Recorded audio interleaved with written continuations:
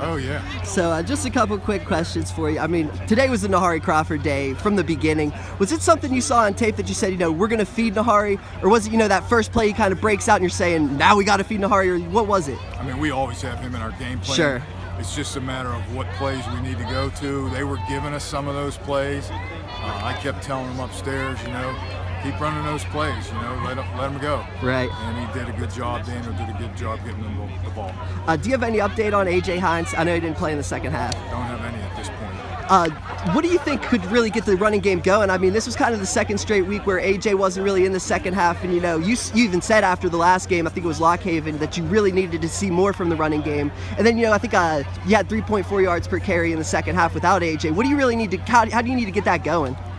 Well, I think some of our young guys have to get comfortable, and then so you have to work that balance. Right. How many carries you put them in there when AJ's healthy to get them that comfortability and working.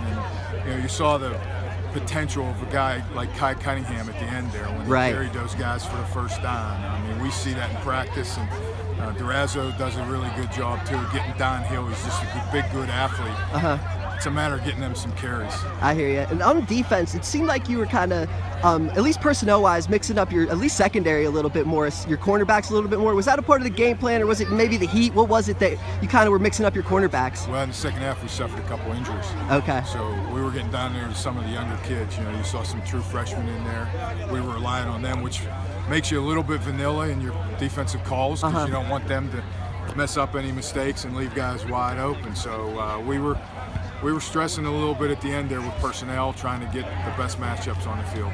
And then, you knew coming into this game that Dayton doesn't really make mistakes, and, you knew that they were a great special teams team. I think the average starting field position was like you were starting at the 16, they were starting at the 41. How do you win a game where you're starting, that far behind your opposition? Yeah, sometimes that's just a matter of the way the game's flowing. Right. And some situations with penalties and everything. And, yeah, we did get caught there a little bit.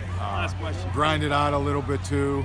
So they're a great team. They never quit. They're well coached. I have great respect for Coach Chamberlain and his staff and the program, and it's always a good battle. It's good to come out on top, too. Yeah, like I said, 3 straight for you against Dayton there. And then just one last question is, you have Hawaii coming next week.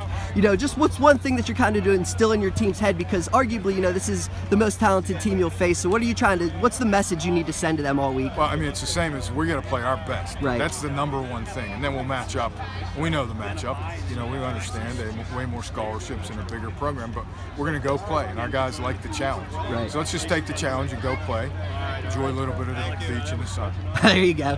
Nice little